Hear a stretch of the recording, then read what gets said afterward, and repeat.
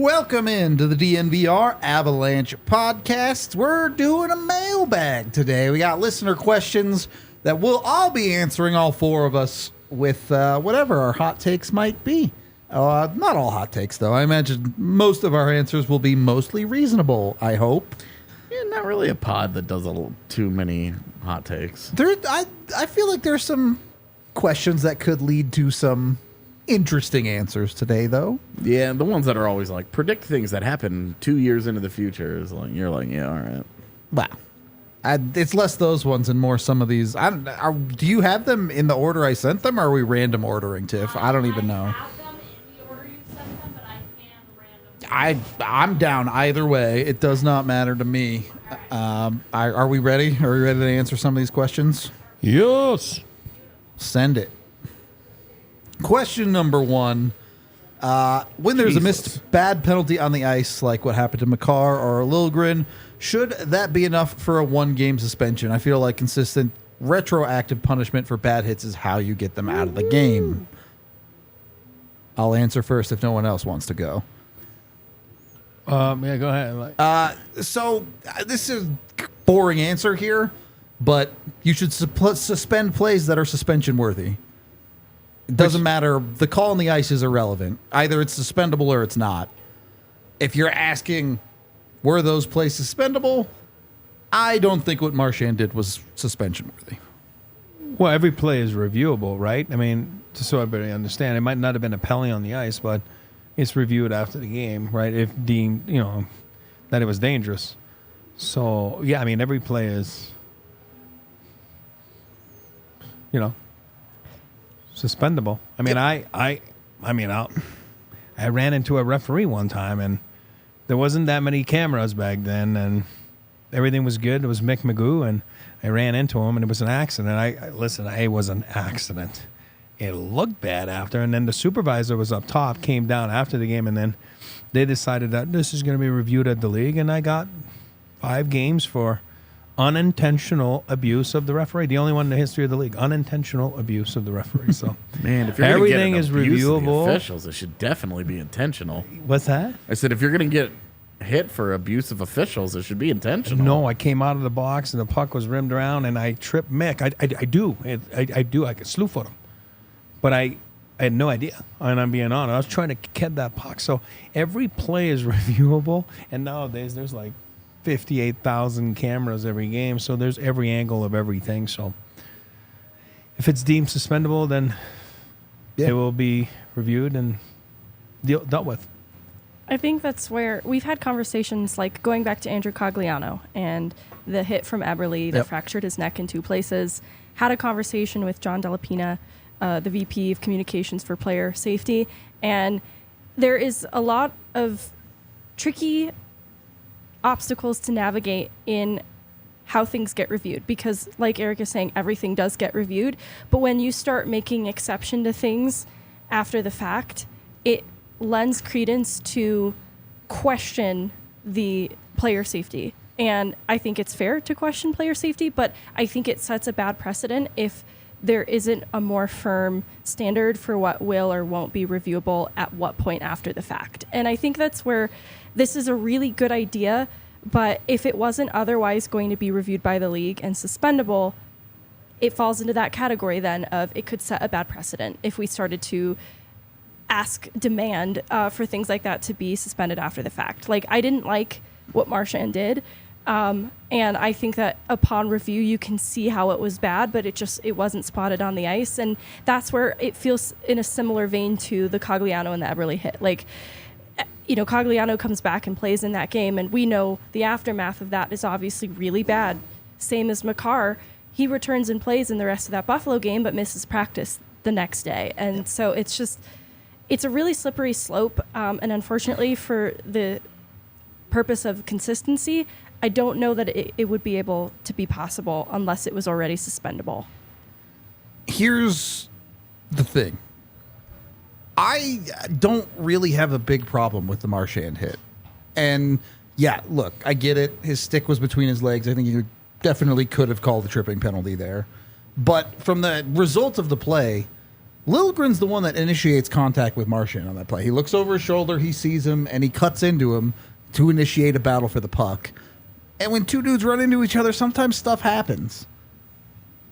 Well, you got bodies, you're holding a stick, and you're moving, and you're on blades. So there's gonna be contact somehow, and I know we look at it all the time, and we press pause, and it's slow motion, like, you know what I mean. I mean, of course, I mean, like, you know, but when it happens quick and something happens there, I do believe it's just a little ball of hate, a little tank.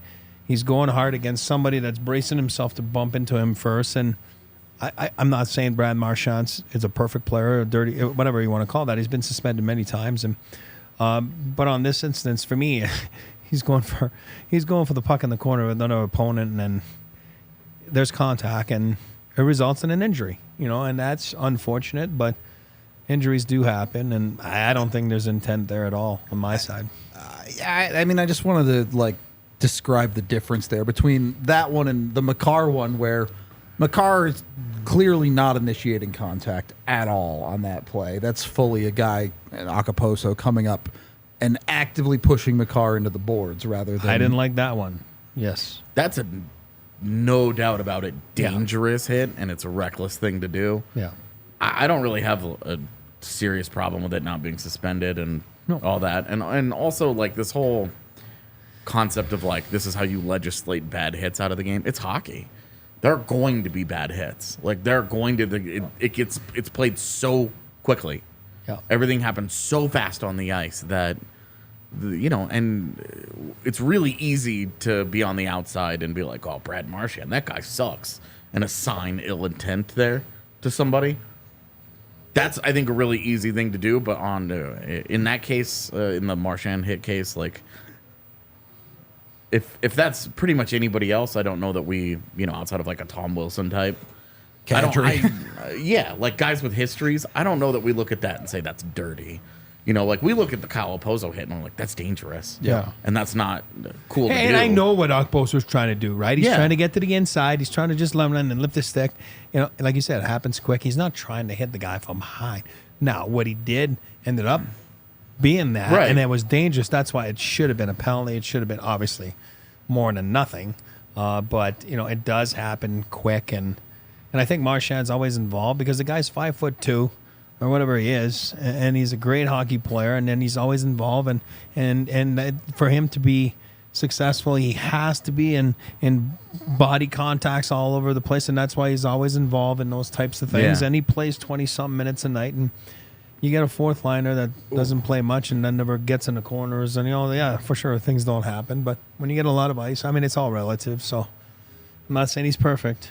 I don't know him from Apple, so but I'd take him on my team, though. In a game where running into each other is allowed, it becomes necessary. difficult, right? Yeah. And like 95% of the time, I would say, these dudes aren't trying to hurt each other. Yeah. Every once in a while, you get a play where you're like, okay, that guy was just going after somebody. But the vast majority of the time, they're just playing hockey.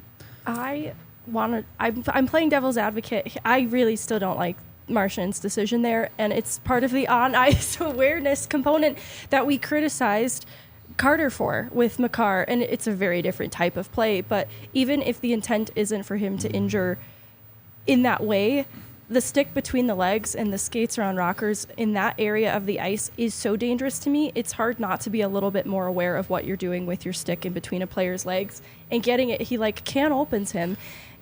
Yeah, the stick was bad. In I an agree. extremely dangerous area of the ice. And that's where I'm like, it's really hard to look at that and not say in that situation Marchand needs to have a little more awareness of where his stick is. Like, as far as, is it Liljegren? Am I saying that right? That's how I would say it. but- Liljegren, as far as him initiating that contact, absolutely, those two are both mutually consenting to this battle. It's just that decision with the stick between the legs and the area of the ice is what makes it so dangerous, because that is a guarantee fall. and it does result in injuries. So it's a pretty predictable outcome in that respect. And I don't know that Marchand is even thinking of it in those terms, but he is a seasoned player, and I think, to his credit, could have a little more on-ice awareness in that situation.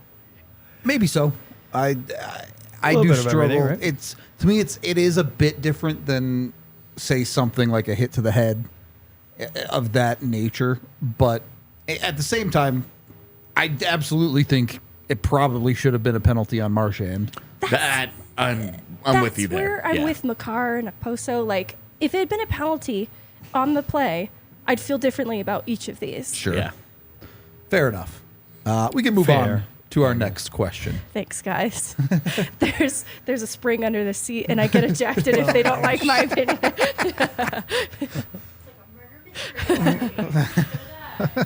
Tiff switches screens, and then we eject the button. This one is for Eric. Who was the best card player that you played with in your playing days? Ooh. Got to think about it. Yeah. I'm going to go Avs because we're here. Let's go Avs. Game of choice, probably poker. Adam Deadmarsh. Deadmarsh. Poker wizard. I know Joe's going to disagree and guys like that, But I remember we all had like guys that idols. Yeah, I mean, like Joe was Brunson. I think is it Doyle Brunson Sure, or whatever yeah. the older That's guy? that's like, old school. Yeah. Oh yeah. Yeah. I'm older. Next And time we see Joe, we should ask him this. Yeah. And see what he says. I'm gonna go with Deadmarsh. Yeah, he was the savviest for sure. Yeah. Do kids these days even know who Doyle Brunson is? Yeah. They're probably like, who is this guy? He was a legend, right? Wasn't he the first one? Yeah, he was like Yeah. OG Yeah, poker OG, player. yeah. Wrote the original book on it. Yeah. Yeah, And then like some guys like Phil Elmuth and all those guys. those are, Like, so everybody was like, I grew up with Phil and Yeah, like Daniel yeah. Negreanu and those Yeah. guys, but I Phil Hellmuth is met crazy. Danielle, a good guy. yeah. I love watching that dude pace. Who, Phil? Yeah. Like trying to intimidate you. He's like a hockey anger player. builds while he's playing. Yeah. And he just paces around. Every hand he loses. He's trying to use intimidation. I Yeah. like it. He's crazy. All right. Yeah, see, Yeah, Deader was good. I would agree with Chat, though. The McAvoy hit was an easy slam dunk. Oh yeah. There's no I like question that about player its a lot. suspension. Yeah, That I- was Rasmus suspension. Anderson's, too, Yeah. for the record. Yeah, like totally. Those were back-to-back suspensions that it was like, they got that Open right. and shut case And of again, a dude clocking you in the head. He's There's just, like- I mean, he's trying to play hard. He's trying to go. You don't think it happens quick. Like you said earlier, nobody's trying to hurt someone. I mean, it just. But that Unless was it was Matt reckless. Cook. That was reckless. Well, yeah. That was reckless. Those guys do exist. They do, unfortunately, but they're few and far between. Yeah. Next question. Do you think the mentality of wanting to get McDermott and Tufte into games for their own sake will transfer to guys like OO, Pavel, etc. throughout the years throughout the year rather, to give guys looks? Or is it a different conversation because those two aren't prospects? For my money, Jared Bednar just straight fucking lied about this. That's my opinion here. Yeah. If Jonathan Duran and Tomas Tatar were lighting it up, they wouldn't have been pulled out of the lineup. They had each been too quiet for too long, for too many of those 8 games. And then coming off of the back-to-back losses, I thought that there were 2 easy scapegoated guys that they could say, we're going to send this message here. And you had a guy in Riley Tufte that's been great for the Eagles, and you have a guy in Curtis McDermott that you clearly trust to do exactly what he did the other day. And to be this guy of, we're going to reward him, we're going to whatever. If Tatar and Duran had been crushing it, we wouldn't be having this conversation. That was an opportunity against a not very good team for Jared Bednar to say, you guys need to pick it up. You guys need to be better. And he didn't want to throw those guys under the bus in a presser. It's totally understandable, and one of the many reasons why he's a player's coach. And but for my money, he just straight up went out there and protected his guys. And he gassed up the guys he put in without putting down the guys that he pulled out. That's just good managing of the media from a head coach that understands his locker room. And if those 2 guys had played better, we just would not be here. So I don't think it has anything to do with prospects. I don't think it means anything for Oscar Olausson or Andre Pavel or Jason Poland, any of those guys. I don't think it has anything to do with them. It has everything to do with here. 2 guys that we know are going to play games for us at some point this year And we want to get them into the lineup, and we're going to use them right now as an opportunity to send a message, especially in Tufty's case, before his waiver status resets. Yeah. This is an opportunity to get him into those two guys a look against a team they're confident they're going to beat. And that's what that was. He was just playing the media game for me. It's a chain reaction of a lot of things to me, and this concept of Jared Bednar wanting to reward isn't new. Like, honestly, looking at Pavel getting in that Dallas preseason game as a reward for his hard work that he put in over the summer, because he does immediately get sent back to the Eagles and hasn't really been given any consideration since. I think that's the right call. I think it is a chain reaction of things, because I look at the way in which Logan O'Connor was elevated to the third line there. To me, that is also something of a reward for Logan O'Connor playing as well as he has at the start of the season. And that's an opportunity that's only granted to him if both Duran and Tatar come out of the lineup. And so I'm not even really looking at Tufty, McDermott at that point. I'm kind of looking at the reward to Logan O'Connor in that situation. And so in my eyes, I think there's a little bit of truth in everything. Like, I do think then with how Bednar rewarded Pavel with the Dallas preseason game that he would like to reward Tufty. And honestly, the scoring at the American League level was pretty hard to contest when you see one shot registered in 8 games for Tatar, and Drouin has been a bit snake bit. And the thing is, Bednar's volunteering that information at least. He's saying both players have been okay. And that's where you can tell that he's not telling you exactly what he means, like AJ is suggesting, that he means more than that. But he adds to that by saying it's been a consistency issue with Tatar, and with Drouin it's been a bit snake bit, which I'm glad to hear him say, because I think there is acknowledgement that it's not even that Drouin has played badly, it just hasn't been converting. And as we've seen with Ben Myers, this is the opposite of being rewarded. Like, it will quickly sour, and Newhook, it will quickly sour you in the eyes of your coach, and you do immediately see opportunities taken from you. And so it's tough. Like, on one hand, I do think he genuinely is rewarding certain players, and there's honesty behind that. I don't know, though, unless Pavel and Oscar Olsson throughout the course of the year are lighting up the American League the same way Tufty did, it would not translate to that opportunity. That's just the reality. Like, unless Oscar Olsson can produce at the high clip that Tufty has, he's not even getting that consideration at this point. And it's only going to be born from a chain reaction of circumstances wherein maybe Tatar is not getting shots on net and Drouin is just on the doorstep of opportunities that aren't converting. All of those things have to come together, I think, before we see Oscar Olsson or Andre Pavel rewarded with opportunity. And so it was just kind of the perfect storm, like AJ's mentioning, with the St. Louis Blues game. That's competition that I think they're willing to take that risk on, because similar to McDermott, I wasn't buying that McDermott was getting in the lineup over a 20-goal scorer in Tatar. That was really hard for me to wrap my head around. And he did also put in a lot of hard work that summer, and I know that means a lot to Bednar, so I think there's some truth in what he's saying, but you have to take it with a grain of salt a little bit too.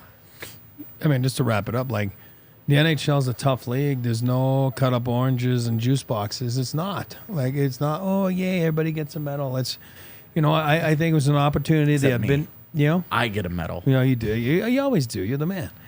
But, you know what I mean? Like, you get back-to-back shutouts. As a coach, you got to use what's at your opportunity to try to get things going. So his way is, okay, I want to make sure everybody's part of the team. So I do buy that about McDermott and everything. Dermy's a good team guy. He works hard, and, let's get him in. And let's get him a few minutes and make him feel better. And I agree with that, or else it's tough. But, I mean, why not? You put Tufty there, and, of course, Dermy's not going on the second line. So you're rewarding Tufty because he's going to play for you this year. And all of a sudden, you send a message to two guys that I haven't delivered, right? You know what I mean? Like, and, it's not because you score a goal or you're snake. I'm not saying Jonathan scores a goal and then all of a sudden he's had a great 10 games. You know what I mean? So, again, it's the same thing. A goalie has a 4-1 win. That doesn't mean that you're all of a sudden the starter in the NHL, right? And I'm not passionate on that. I'm just saying, you got to be, careful a little bit. So it's a little bit of everything. And I think he's just using what he has at his disposition to have answers. Well, and you've talked about this before, kind of relating back to what Megan said. A lot of the times in the NHL, the call-up isn't about who's the best to get this opportunity of an NHL game. It's what have you done for me lately? Yeah. 100%. And it's like, what are you, right? what are you? And the chat was asking about Oscar Olofsson. I had to ask Megan, who's OO? I'm French, man. Come on. Different letters, I guess. I don't know. But it's like, yeah, but it's a different type of player. So it's what do you need? You know what I mean? So that's where I always say Olofsson's going to have to figure out and really carve himself an identity of what am I as a pro player? What am I going to be? And then when the opportunity comes, it's who's playing the best down there, for that, forward, defenseman, that type of player. All right, let's do one more here. Tiff trying to do 8 jobs at once, like always. When I watch Avs games with my non-Avs fan roommates, they always say our alternate jersey should be our main jersey kit. Would you be okay with that? Maybe change the logo a bit to keep the Avalanche A on it. As always, caveat this by certainly AJ and I aren't really jersey people, so maybe the couch will have more thoughts on it than we do. But I am a staunch believer in the Avs should never change their jerseys or logo. And the third jersey is a great third jersey, but that's what it should stay. I agree. I think the A is awesome. I love it. It's what I grew up with. They've won 3 cups with it. It's now legacy. It's got a deep history of success. It has NHL records behind it. It's got Hall of Fame players that wore it. I don't care that somebody like a D-line will look at it and say, "Oh, it's so 90s though. It's a terrible logo." Yeah, they came in the 90s. So what? The logo fit the era in which the team was born, and this iteration of it anyway. And it's got so much history built in 20 years, 30 years already that for me, I'm just like, what are we doing here? Do you think keep it? It's awesome. And I love the third jersey and the logo. Yeah, I think it's great. The Illuminati logo is awesome. It's cool, and I like when they wear it. I think it's perfect as a. I think they found the perfect home for it. Division games at home. They hype it up as division rivalry. It's easy. It's repeatable. You know when they're going to wear it. I think it's the right mixture, and for the only time ever, I really like this jersey rotation they have.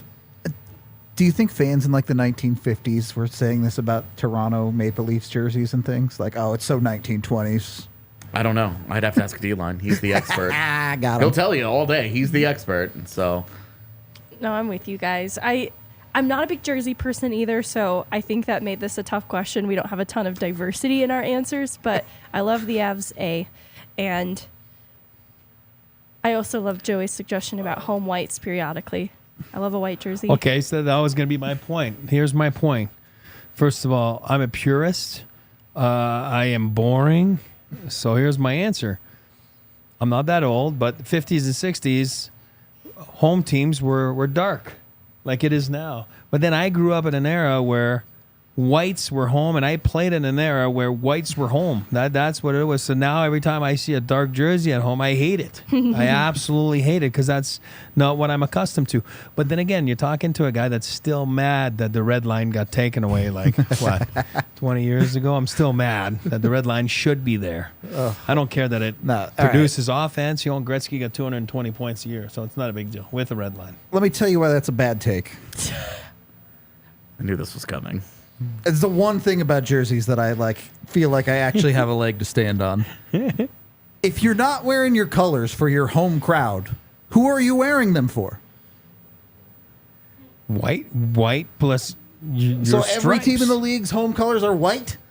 You go watch your team, you're wearing your colors for your home team, and you see them wear there's white? different colors on your sleeves, Nobody tell Rudo, but he won me over on this argument already. Thank you. I actually agree. If this perspective makes sense to me. The funny thing is, if a team were to do it, a team called the Avalanche wearing white would make a ton of sense. Yeah. But I'm the not Minnesota arguing. Wild wearing white jerseys at home is I'm glad you mentioned it because I love green jerseys, and I hate admitting this on air.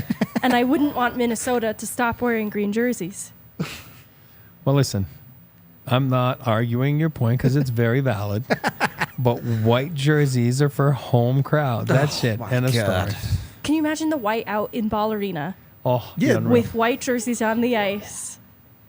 It would be And then the like an pom-poms? avalanche, like a, Sick. and then the moms. Yeah. Is that what you said? I said, The and then the pom-poms. pom-poms. Oh, and then and the moms should be there too. I mean, in white. if they win tomorrow, the moms they can't stay. leave. It's They're like not an allowed. entire flurry, right? It's like a literal snowstorms inside Ball Arena. She's really into the Wild right now. I think she's a Wild fan. Green, flurry, Whoa, you whoa, know. whoa. It's Like a she good just thing said we're on flurry. opposite ends Whoa, then. whoa. You've been Well, talking just to Ben said Meyer That too is much. defamation of character. You said flurry. I didn't say that. On that note, we have a new sponsor, a glove sponsor. You can see him right there as Eric is picking them up. Hestra is our new glove sponsor. They were very kind to give us a ton of gloves. Please ask Megan, have you picked yours up? Are They're those right yours here. right there? Right There you go. I A didn't ton know of we had to amazing read gloves. today. Awesome. I didn't know either. That was just coincidence. They've been doing it for over 85 years, so they've made a handful of gloves in their time. A Yeah. handful? A handful. Got them. Megan's so sharp. Fantastic at what they do. You can get your gloves by going over to hesterjob.us, and you can use the code DNVRJOB to get 30% off your next pair of gloves. Super high quality work gloves. They work for everything, whether it's just going out in the cold or if you're doing some hard work, hard labor. You know, my supple hands can't be grabbing anything without some gloves on because they'll tear right up. Don't So- ever say that phrase again. They do great work though. They were fantastic the other night when we went out in the cold, actually keeping my hands warm. You can also use it for any sort of projects around the house, things like gardening, landscaping, all that type of stuff. They're amazing to just slip on and use. Again, head to hesterjob.us and use that DNVR job code to get 30% off your next purchase. And anyone looking to supply their team with high-quality work gloves at a bulk rate can email Josh Jacobson at josh@hestrausa.com. And then we're also sponsored by Bet365. You can get over to Bet365 and use the DNVR365 code to sign up today to get amazing boosts all over the place with Bet365. They don't want any sports play to be boring. They're never ordinary, even if it's gambling on the next pitch, the next play, the next shot on goal. You can do it all with Bet365. Highly recommend you check them out if you hadn't had the opportunity yet. They have tons of amazing options to bet on, including Avs games. Avs are going to Vegas. They're already in Vegas, actually, but the spirit of gambling should be on with the Avs in Vegas for sure. Smart for this to be the mom's trip. The Vegas trip? Yeah. Well calculated. Maybe. We'll see. Either way, get yourself over to Bet365 today. You can get their app and ride with DNVR. You can also even follow the DNVR. We get our own custom bet with Bet365 that you can jump on. So sign up with that DNVR365 code today. Of course, you must be 21 or older and physically located in Colorado. Please gamble responsibly. If you or someone you know has a gambling problem and wants help, call or text 1-800-GAMBLER. Second period of the DNVR Avalanche podcast. And before we answer more questions, we have our Bet365 Never Ordinary Top 5. Because we're starting to get into that stretch of the season, I have a top 5 of the best starts to a season for the Avalanche ever. All right. Starting with an honorable mention, which is this year. They're currently 7-2. If they do beat Vegas, they move to 8-2, and that would be good enough to get them into the top 5 starts of all time. Pretty cool? Pretty good start? Agree. I don't know. It's a little bit weird because we have some old ones in here, so ties were allowed, which made it a little bit harder. But let's go to number 5. Ties are the worst. I'm not having this conversation again. Number 5, 97-98. The Avs started 6-0-3-1. That is 3 ties and an overtime loss. Pretty good. How was that team, Eric? Yes. Yes. Making the face you were making. Yes. I was, it was a good team. What 97, 98? Yep. Yeah, I mean, obviously 95, 96, they win the Cup. 96, 97, we win the President's Trophy. 97, 98. Yep. And I do believe we hit a knot, though, like around Christmas. It went downhill a little bit, and then it caught up to us in the playoffs. But that was a good start that year, yes. But there were ties, you're right. And not only that, it was 5-on-5 in overtime. So that's why there was a lot more Times were different. You know, and that's why I got to play in overtime sometimes. You know, right now, no chance. 3-on-3, no way.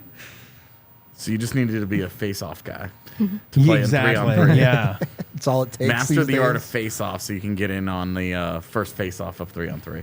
But it was funny because I get why they changed the rule because people were playing for ties. I mean, it was unreal. Yep. I mean, they were, Like, if you go back and look unreal. at just the standings, you can physically see, you can see the difference between 3-on-3 and 4v4 because By the end of number 4 of and 4, shootouts. it was so. yeah, but the number of shootouts, teams were having It was like approaching 12, 70% 15 shootouts, like when games went into games overtime. It was on outrageous. for Yeah. most teams. They were 10 shootouts a year. Yep. Yeah. And you know, you were living and dying. Wojtek Wolski got acquired at a trade deadline because he crushed it in a shootout. Yep. And it was just valuable to have a guy like that around that was like, hey, he's going to score a bunch of times in the shootout.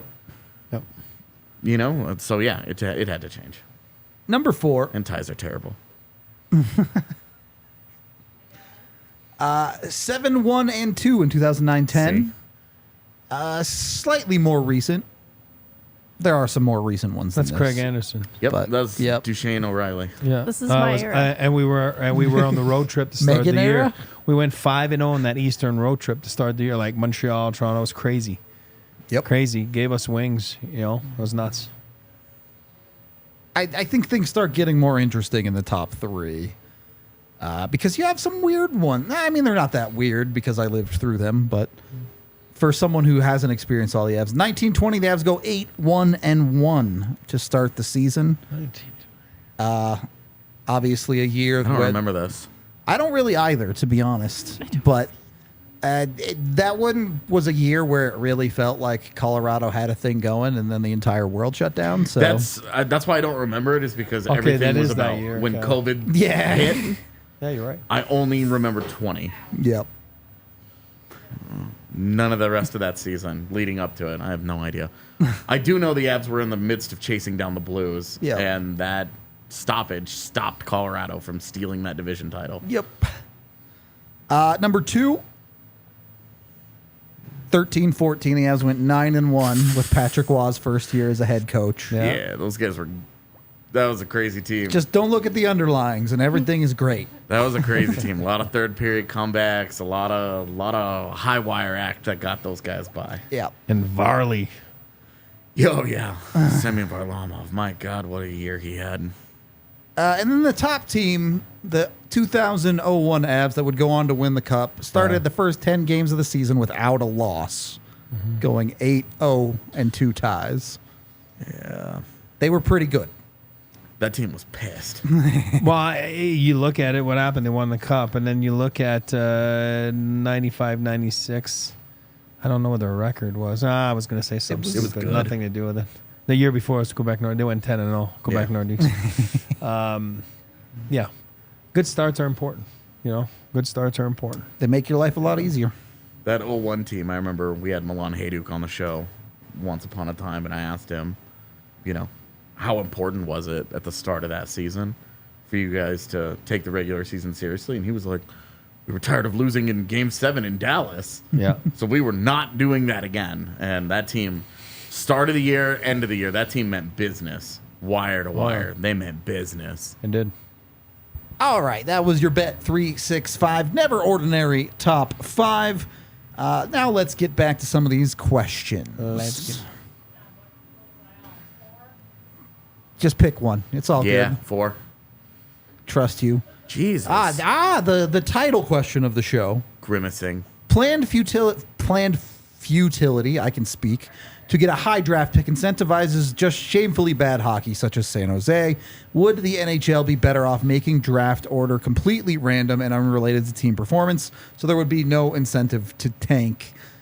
I'm going to let you guys take this one first. No, it doesn't. To me, that doesn't make any sense. Tanking. We saw this last year. Tanking already does not have the intended effect here. Chicago wasn't the worst team in the NHL last year. They got Connor Bedard. You know, the Avs have 2 examples of Yeah. Yeah. they got the 4th pick when they had the highest odds at first overall. One of them ended up being a godsend, and the other one, look, Bowen Byram's great. We all really like him. He's not Jack Hughes.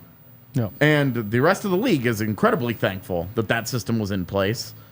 And it really took until Detroit threw a gigantic fit about it after they were the worst team and they ended up with the 4th pick that those rules got changed and the odds, because you would get last place and you had a greater than 50% chance for the 4th pick. Yeah. You might have had highest odds at the 1st pick, but it's 16%. It's still an unlikely outcome here. So it was to me this just doesn't make any sense. The way that the system is now was designed to be punitive for tanking teams. It ended up being a little more forgiving than they wanted it to be, or I'm sorry, a little more punishing than they wanted it to be. But I think where it is right now is where I want it, where you have a decent chance at the top if you're one of the worst teams. You have a legit shot. It mitigates the amount that you can drop. You look at the NBA. The NBA goes too far because you could finish anywhere in the top 5. You're the worst team in the NBA, and you end up with a 5th pick. That sucks. So, from my perspective, I just don't think it makes any sense. Megan? I agree with AJ. I don't know that it would change much, one, because of how hockey players are wired. I don't know that they're pummeling to the bottom on purpose. I think that's really hard and bad for a locker room mindset. And I see a lot of conversation about San Jose in the chat, and it's funny, and I think it's meant to be tongue-in-cheek. Like, I don't see it on there, but it's something like, I think San Jose is just bad. I think that locker room is just broken right now, and I don't think they're even thinking about draft order.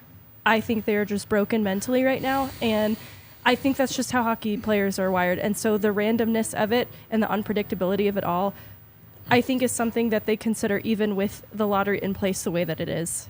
It's a tough sport. It's a tough league. And I was saying about it earlier. I've been in a situation a few times where you're towards the last place team, and first of all, you're fighting for your career. You're fighting for your own life. Like, if I play bad, I might never get a contract again, or I might never come back, or they're going to ship me in the minors. So no one's going out there purposefully to make sure that they're not playing well. Of course, if all of a sudden a GM trades Nathan McKinnon for, whatever, you know what I mean? Like, name me a bad player and then, use that as an example. It could be anybody.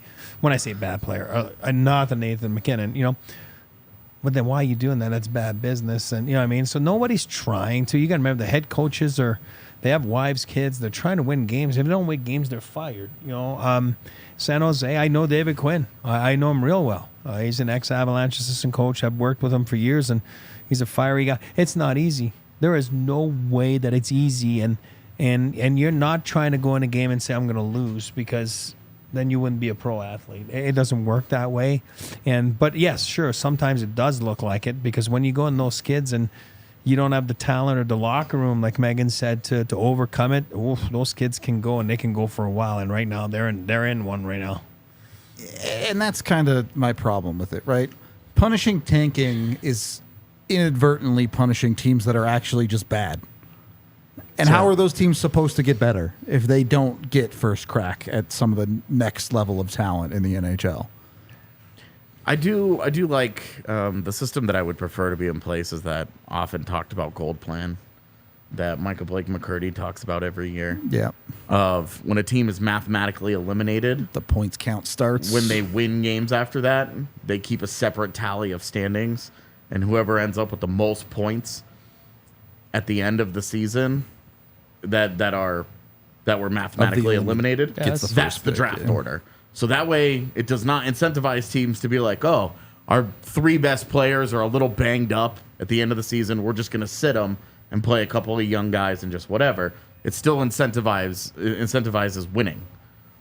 And the teams that push for it does. The teams that push for the playoffs and just miss them end up, there's none of this Philadelphia and New York Rangers jumping up the lottery and having the miracle lotto ball that, they don't go through any of the pain of the losing throughout the season. The Andrei Svechnikov goes to Carolina, because we've seen it multiple times happen.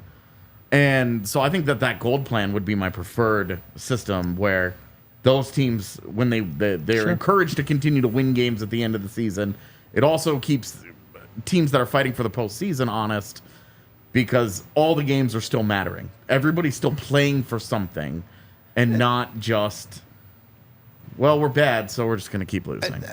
I do think it's better. My one problem there is it kind of just flips the problem, because now you have teams who, if they start the season like San Jose has and they're 0-8, their incentive is to get eliminated from the playoffs as fast as humanly possible. Yeah, and they're going to unintentionally do that anyway, because those players aren't going to go out there, and the players don't tank, organizations do, right? Sure. That's right. And That's right. So the whole, they'll get mathematically eliminated as quickly as possible. You know how hard that is?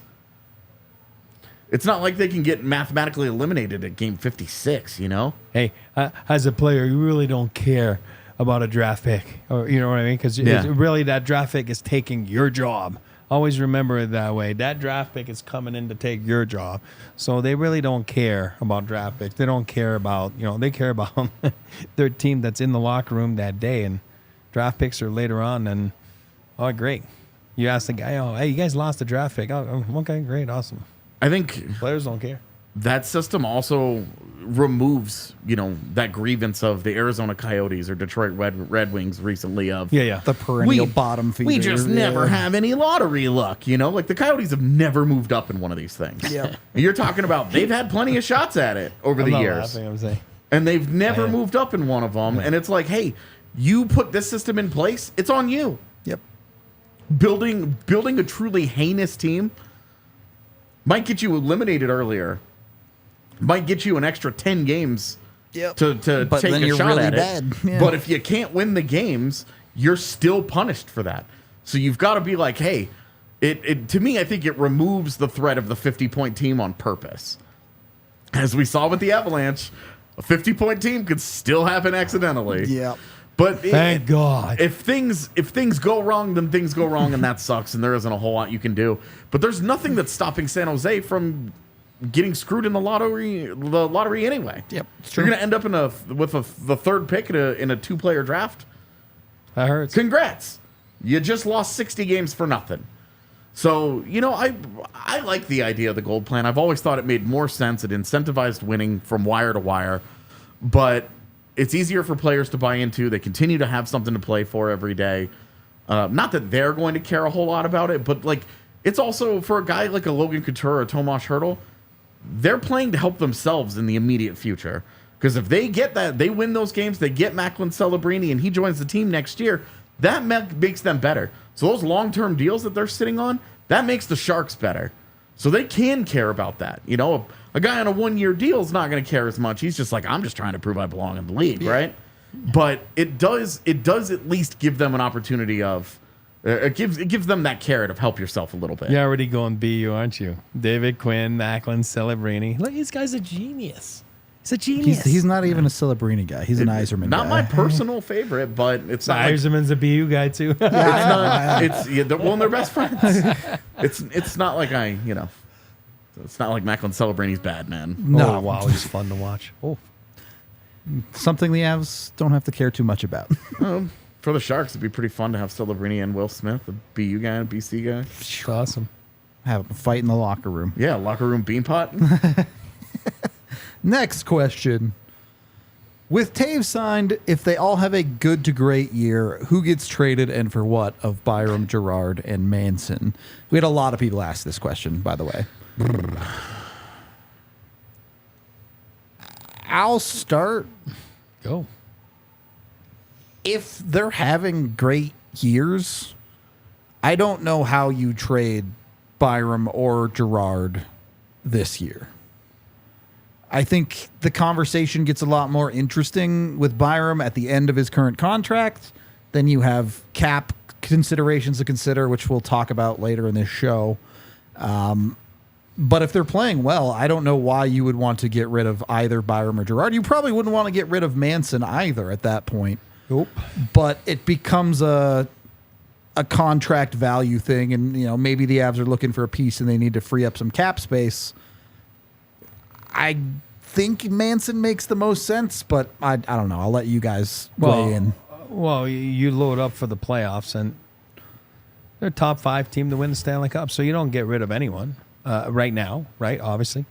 You wait till after, and you won it all, great. And then you see where your puzzle's at. And, of course, during the year, those guys are smart.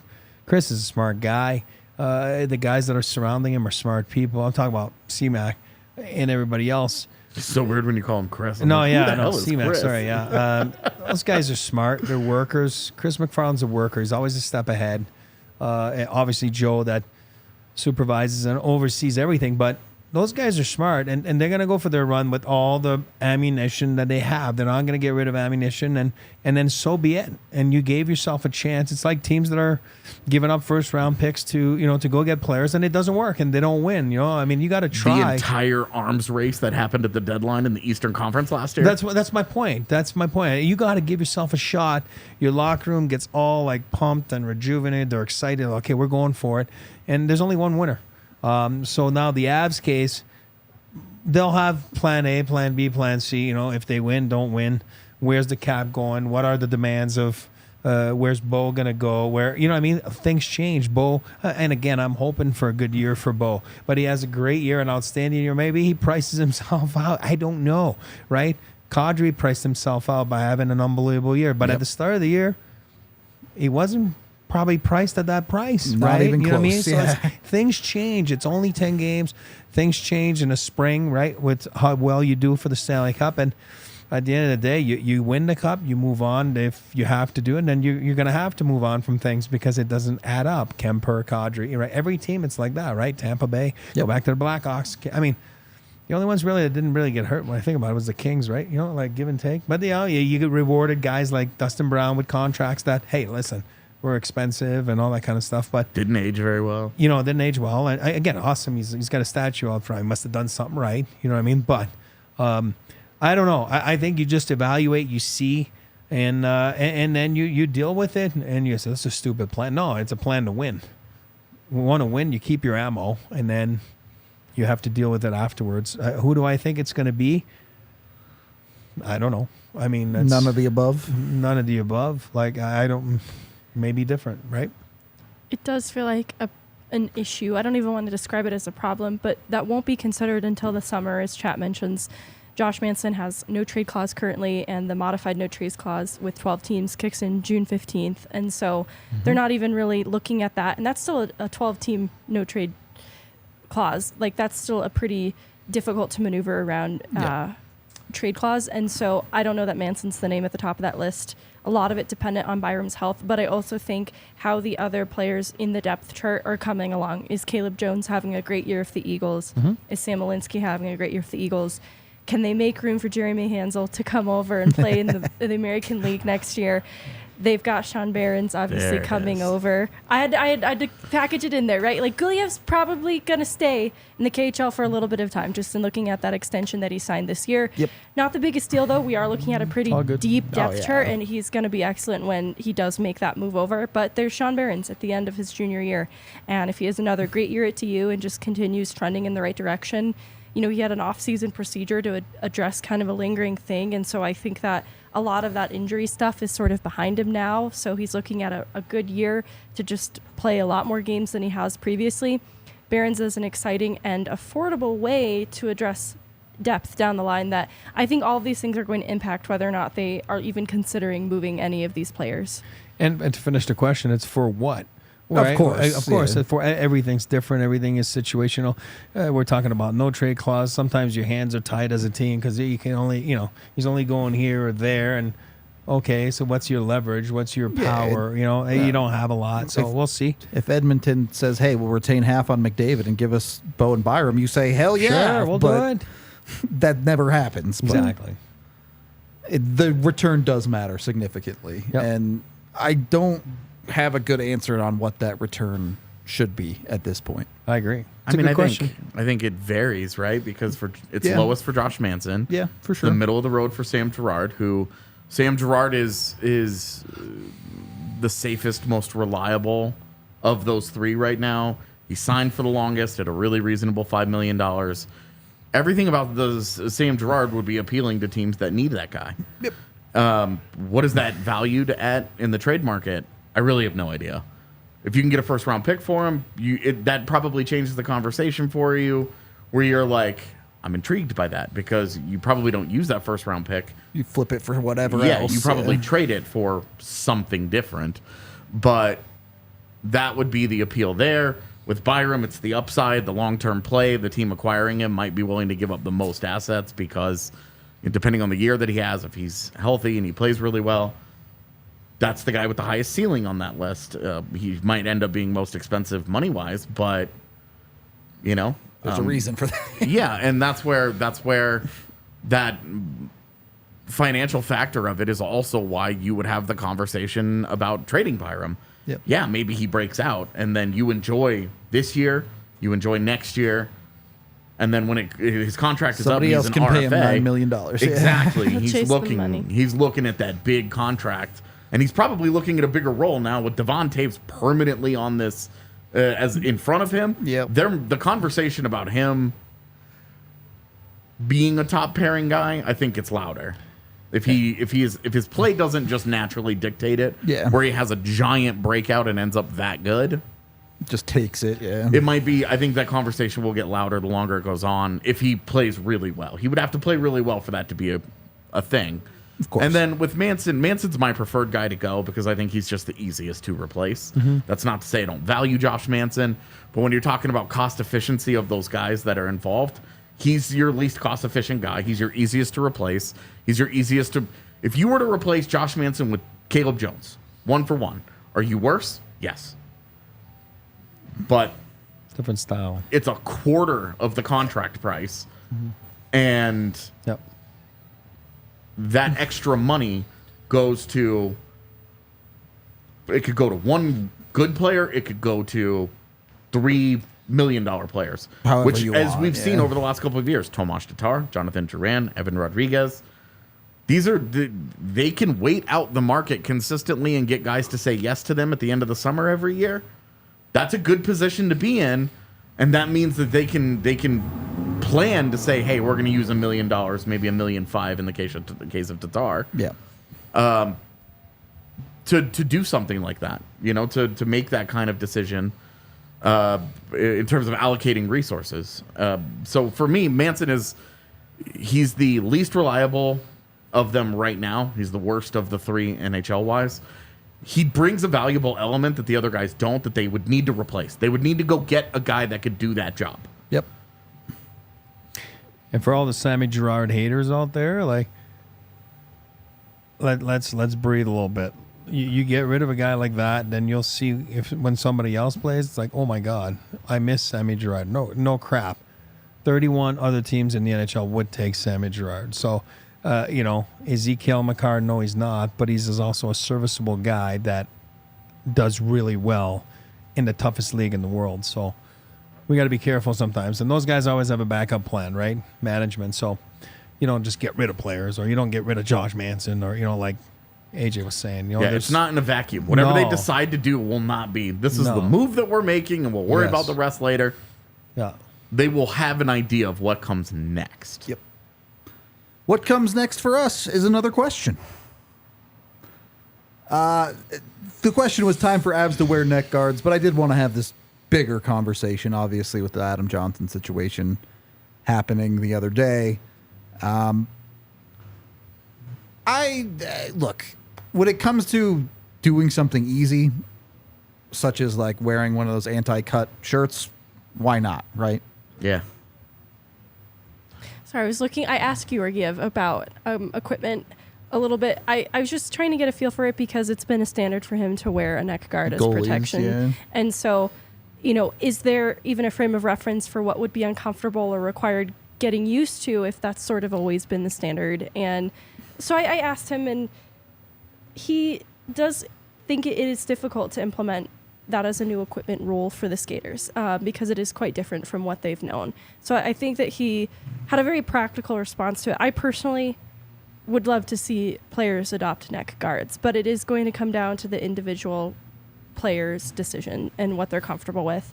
It's something that I fully support and would love to see players at least give it a chance, even if it doesn't ultimately stick. But I think that it's just the game evolves, and I think there are things that previously hadn't been adopted that get implemented down the line.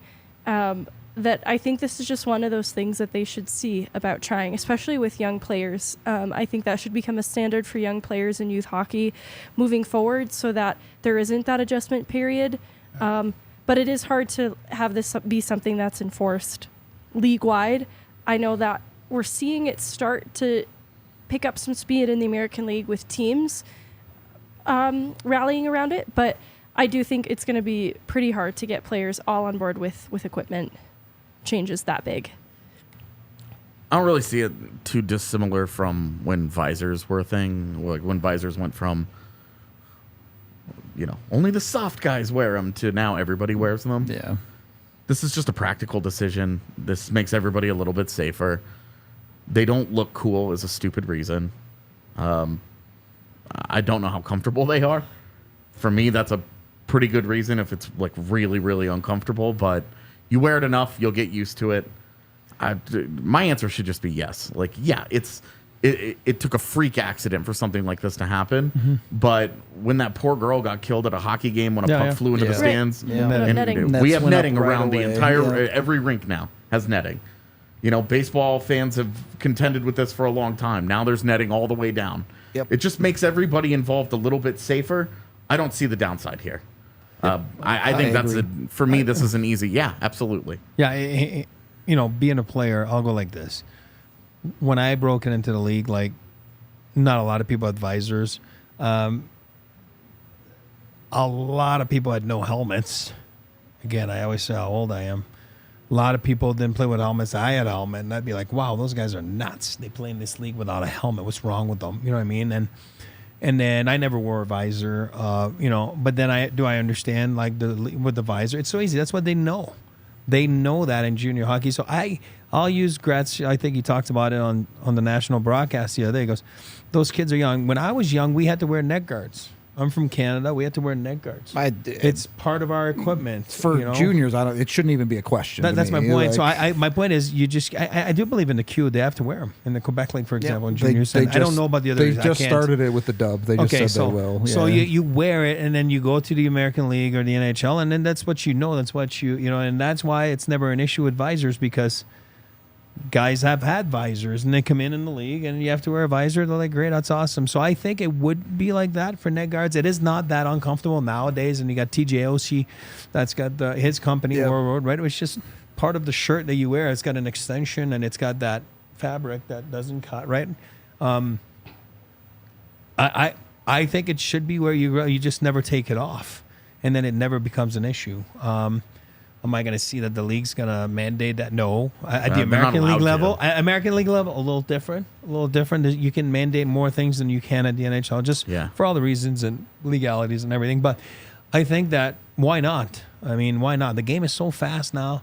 The equipment's so much better, and that includes skates, and their skates are more sharp, and that they even were back then. And it's just, if it's something that can protect you without hindering your, like you said, like your, the way it feels, then why not? I mean, I think it should be part of their equipment growing up, and then all the way to, I don't know why in the U.S. my little guy plays hockey, you don't have to wear a neck guard, but if you go to Canada, you have to wear neck guards, so, and I'm not saying one's better than the other. I'm saying like it's very, one is safer than the other.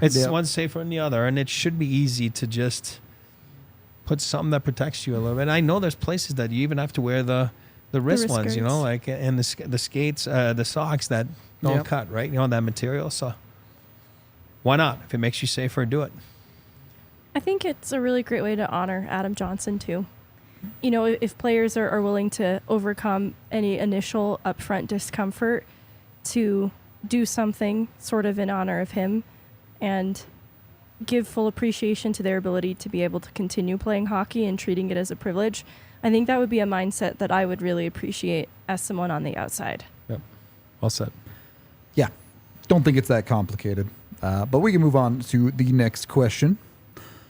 What prospect do you think has the most impact on the Avs over the next 2 seasons, and what do you expect that impact to be? I want to answer first just so I get the right answer. You're allowed to, you can say Kovalenko. It's fine. I mean, if we're considering Kovalenko a prospect, it's easily him. Yeah. He'll be in the NHL this year. He'll be on the team next year. That's the easiest answer because he'll be here and he'll be somewhere in the forward core. I don't know where, but he'll be somewhere in the mix. For my money, if I'm a betting man, he's the guy that is next to Miles Wood and Ross Colton in Game 1 of the Stanley Cup playoffs. Assuming health, obviously. But that's the guy that you're going to have 3 balls of hate out there just running around, smashing into stuff and scoring enough goals to drive the other team crazy. I think the reality of that question is, outside of Kovalenko, is there anyone that will even be fully graduated into the NHL over the next 2 seasons in the Avs prospect core? And maybe that answer is yes. I don't know. Maybe Oscar Olausson has a crazy year where he scores 40 goals in the AHL, and it's like, well, you got to promote this guy at that point. But I can't confidently say from what I've seen that any of these guys will graduate full time. I think some of them will get games. Maybe even it's a significant number of games, but I don't know if they'll have a full-time NHL job. Eustace. God, she steals my answers. Even he, I don't know. Like, in training camp, I think I'd have probably more likely said yes to that, but now we have this Prosvetov situation. I'm mad at them. You know what? And Prosvetov wins his Avs debut game. Looked solid. It's just, and for what it's worth, I think this was the timeline for Eustace was 1 more year in the American League. So, all right, a year's time from now, why not give Eustace a shot there? Why do you have Eustace in the system then, if not to be optioned for that roll down the line anyways? It's not the outlook for Pavel Francouz, and this is the end of his contract too. It's a fair question to wonder if Eustace Anninen going to be promoted to NHL full-time next season. I'm going to go Anninen, 1. Goalie dad. I'm going to give, if they can find a spot for OO, I'm going to call him OO now, O squared, Oscar Olofsson, okay? If they can find a spot and they can find his identity, and then as a plug, what I mean that with all the respect in the world, I'm going to go a guy like Poland. That's what I'm going to say. You know, like to become a plug, like a 4th line checker. I'm going to go like that. Outside that, that's, I would say, you know, in the near future, I would be no. They need Ben Myers to follow the Freddie Olofsson timeline, but a little bit sooner. Because, like, Freddie Olofsson was a late bloomer, too. And I think they need Ben Myers to become that type of player. Yeah. Sooner rather than later. And I think those are the realistic options that you're looking at. I would throw Ben Myers in there, too, for sure. Sure. The other guy? Is it in the D? Because there's a few names that come to mind in there. There's one obvious one. Malinsky. Caleb Jones. I don't know if we're considering Caleb Jones is not a prospect. Are we talking about Sean Barons? Okay, love Sean Barons. Sorry. I was going to get there eventually. I have genuine concern about Sean Barons' game translating to the pro level. Too soon. Yeah, that's all. And it's not a lack of faith in Sean Barons. It's a concern around his size and his health holding up. And I think that's such a cop-out and lazy analysis that I don't want to totally fall on that because there are so many. Because he's not necessarily, he's smaller. He's definitely, he fits the archetype. But I think there's just going to be a baptism into the pro level with the physicality and the speed that is going to require a little bit of time and adjustment before I'm penciling him in an NHL lineup, and I really just want to see it first before I think that way. Yeah, I've got Barons turns pro at the end of this year. He's an Eagle next year. And then at the end, because the question was 2 years. Yeah, exactly. I love it. The second year is doing all the heavy lifting for Sean Barons for me. Love it. Because then you use that year to get Barons transitioned into the league. And then when Barons is finally good and ready, you move on. In this case, I would say you move on from Byram. Barons slides somewhere into that core, whatever else you've got back there. And then 2 years after Barons is Guliev. Yep. Yeah. And that's when Girard's contract comes up. So the timelines of this have neatly aligned with some of their contracts. And Jeremy Hansel becomes the next Devon Taves. It's I hope so, but years away. When it comes to defensemen, it just takes longer for them to get NHL ready, Totally. right? It's a lot bigger jump for defensemen to make that leap. And like you see it. You look at a player like a Miles Wood, a Logan O'Connor, if you're a forward in the NHL, you can make it work where you just skate 1,000,000 miles an hour forward and go. Defensemen, you have to understand the game a little bit more just at a base level to make it in the NHL. And that's nothing against those guys. It's just a fact. And Guliev, like, just to touch on him for a second, like, stay over there. Stay overseas. You know what I mean? It's a tough... He's got 3 years now. It's so. a tough adjustment when you're young. The language, the environment, the culture, it's so different. You know what I mean? So it's okay. So you don't need to rush. Stay over there and then come over. If you're not ready, then you can go play in the American League and learn your craft a little bit. And Megan was going to say Sean Behrens is the nicest guy ever, too. He is just such a nice guy. And he's very smart. I think that he'll get the mental side of the game at the pro level pretty quickly, for the most part. I also think the concerns about Behrens' game translating are very fair, because he's not such an overwhelmingly quality offensive player that you think he could be Tyson Barrie. That's not where it is. And his defense isn't so good yet that you're like, okay, can he at least be Torrey Krug? Sure. Can he be Sam Girard? I like Torrey Krug. Well, and the problem with him being Sam Girard, his skating isn't as good as Girard's. And that's such a huge part of what makes Girard who he is. And so it's kind of like, what box is Sean Behrens fitting into? Where if Sean Behrens was 3 inches taller, we wouldn't have this conversation. Yeah. You'd be like, okay, he can, for smaller guys, there has to be something that they're very, very good at. And we saw hockey IQ was not enough for Will Butcher to make it when he made the transition. Now, Sean Behrens is a better skater than Will Butcher was. It's really hard for bad skaters or below average skaters, especially on defense, when they are that size. So Sean Behrens is better than that, but he's not as good as Girard. He's not better or worse offensively or defensively. It's not like one of those sides is so much better than the other. He's kind of a jack of all trades, master of none right now. And so it's fair to wonder when he gets to pro hockey, because I also just perfectly described Tyson Jost when he was at North Dakota. And Jost's biggest challenge in the NHL is, what is he good at? And so that, I think, from Megan is a very, very fair concern with Sean Behrens. Well, I just talked about double O, right? I said, depending if he finds his identity. People have to understand, you have to have an identity, because you just can't be all over the place. You have to be something. Yeah. And I don't know Sean Behrens enough. I saw him last week, first time for one period. So that's what I know of him.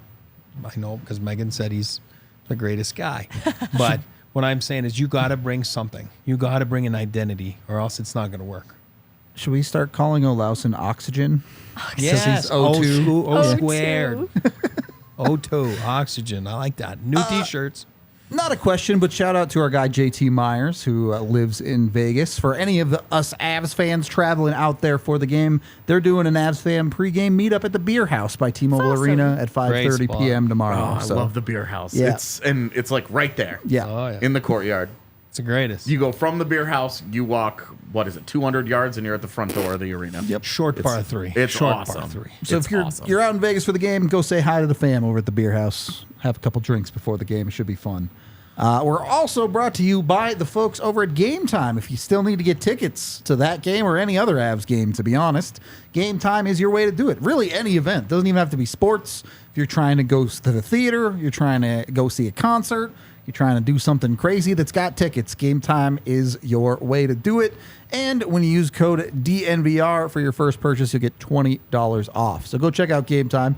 They have some of the best deals, especially if you wait, get those last-minute tickets. You can find some really good prices sometimes. Go check that out. Tons of different ways to save some money with Game Time. There's their section deal, which is the one I really like now, where you pick the section you sit in. Game Time will pick the seats, and you save an average of like 18% on the ticket price. So pretty cool. Especially like buildings like Ball Arena, where there's not a bad seat in the house. Like, you don't have a real sightline issue anywhere. Yeah. It's not the Super old easy. Boston Garden. You had the poles. And Or Fenway, that Yeah, obstructed ticket that the everybody takes one. a picture of every Yep. year. Yeah. You can also see your seats on Game Time, so you don't have to worry about anything like that. And the coolest part is, if you find cheaper tickets somewhere else, Game Time will reimburse you 110% of the price. So you get the money's worth out of it. Go check them out. Download the Game Time app today. There's a link down in the description, and be sure to use that DNVR code to get $20 off your first purchase. And then be sure you're checking out Red Hawk Roofing. As I don't know about y'all, but in my neighborhood, I think just about every single house got their roof replaced this year. Big hailstorm out east, if you guys didn't know. Hail. So if you have some damage that you're just finding out now because it's snowing and your roof is leaking, Red Hawk Roofing is the way to go to get that all sorted out. They also will come out and deal with any emergencies or anything like that. If you just discover a leak, they are on call 24/7 availability with very quick response times. They have decades of experience and only use the best roofing materials. So go check them out. If you're looking for a new roof over your home or business, be sure to check out Red Hawk Roofing at redhawkroofing.com and let them know DNVR sent you. Third period of the DNVR Avalanche podcast. We're having a long one today, but I don't care. Nobody else has to come on today, so. And it's Friday. It's we're enjoying ourselves. Yeah. Next question. Would you rather be followed everywhere by someone playing the flute or be surprised every day by someone playing a tuba? All right, so I thought about this on the drive in. Oh, boy. I know my answer. I didn't have to think about it. Oh, go for it. Surprise tuba. The correct answer. Mine was to be followed by somebody with a flute because I can always just take that flute and beat them with it so they stop following me. I feel like the flute Violent. respawns. Yeah, like there's another guy with a flute the second you do that. Yeah, It's, yeah. Great, I have a weapon now. And now you have two people and one guy missing a flute who's mad at you. If you yeah, want, but I've beaten him, and now you're going to prison.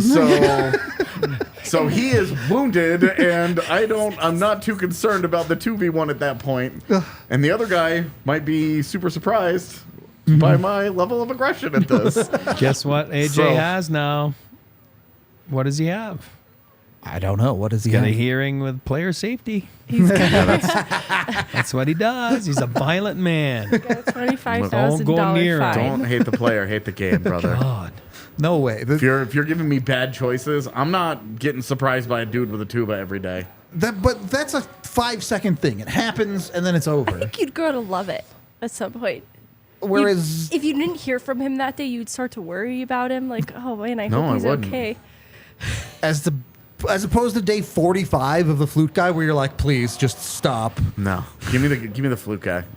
You know, Exactly. See, I'm dual wielding flutes. in 7th grade, I had to memorize like this thing on the flute, and I had to do that. You had to do that in front of the class from your seat.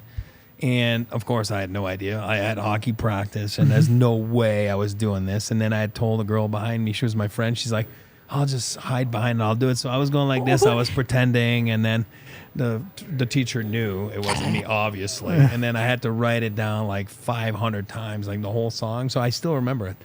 Sol la si do si do si sol la fa sol la si la si sol. I remember that. Those are French notes. That's if you didn't harder than know, hot cross but I buns. remember. Yeah. How crazy is that? Same thing. Recorders are way easier than flutes. Confirmed. Oh my God!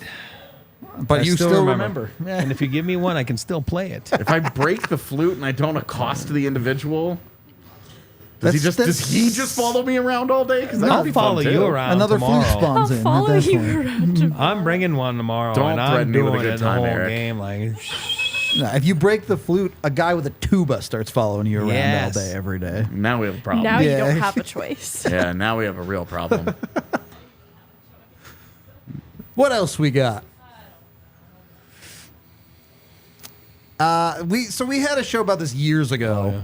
We did our hockey conspiracy theories, but I figured it's been long enough that we could bring a few of them up again and see if Eric has any.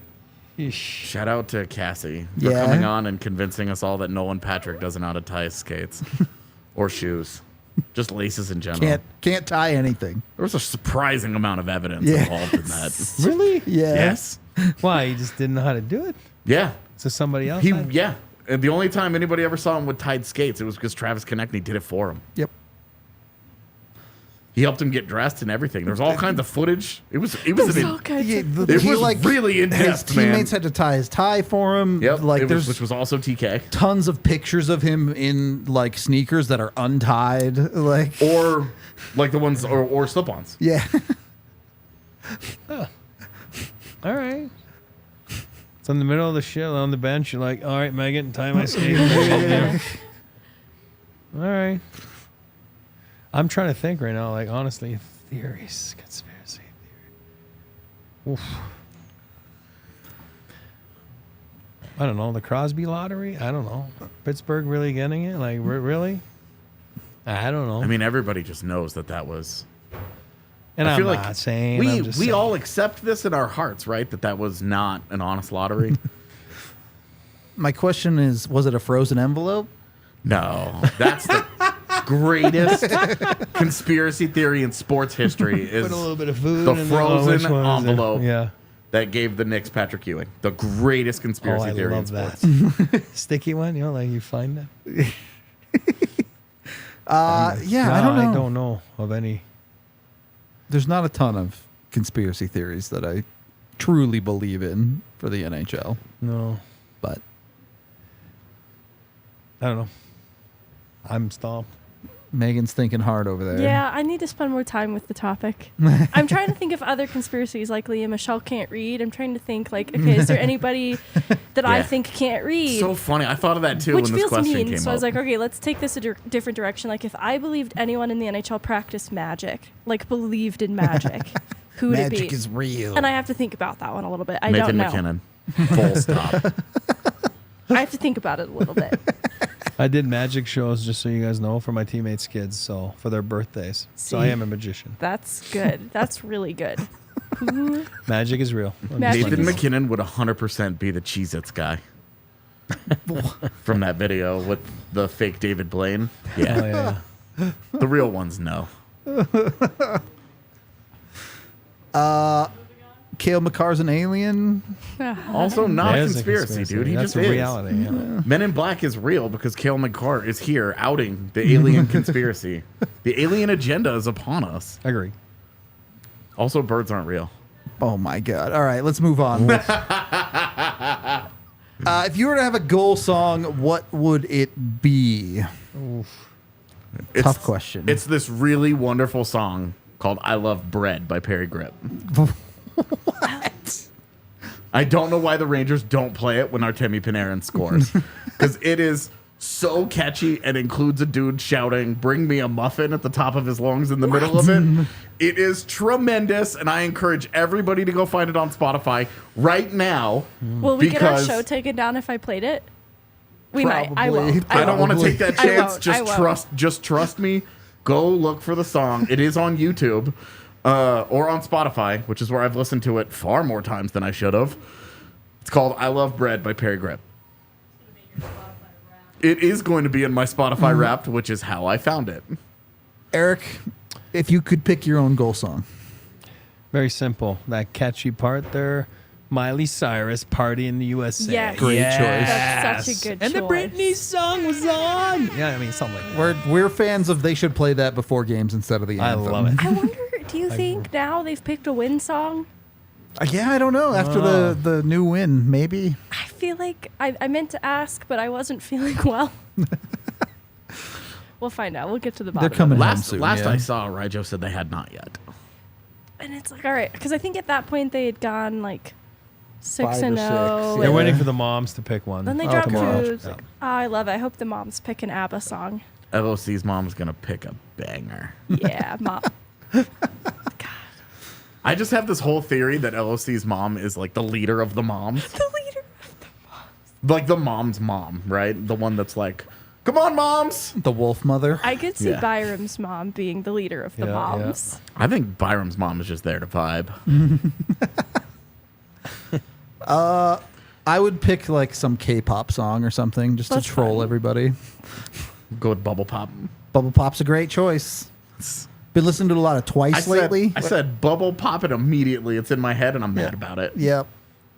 Bubble Pop. Megan? Bubble Pop Pop. No, it's okay. I didn't know. I wasn't sure, so you could keep it Megan's moving. goal song is just silence. We I need could somebody pick, to go with in the. Puerto Rico, there's a tradition around Christmas time called paranda, and you have paranda songs, and they're very weird Christmas songs specific to parandas. Paranda. And I could pick one of those, and that would really throw people off. That'd be awesome, though. Paranda.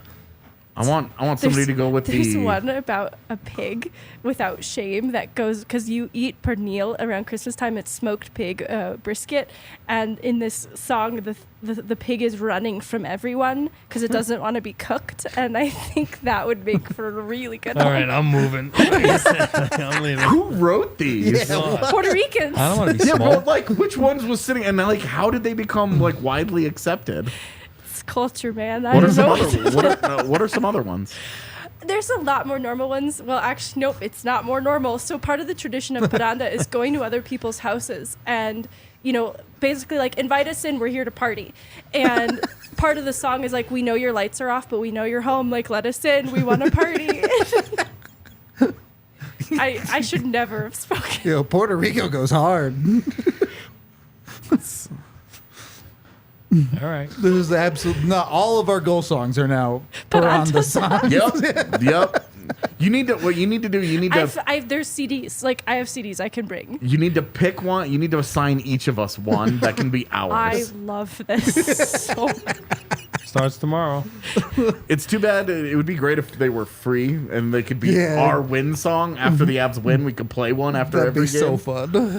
This is amazing. We might have more leeway with the rights and things. Yeah. Like, I don't know who's really keeping track YouTube of doesn't that. check Puerto Rico quite as tight.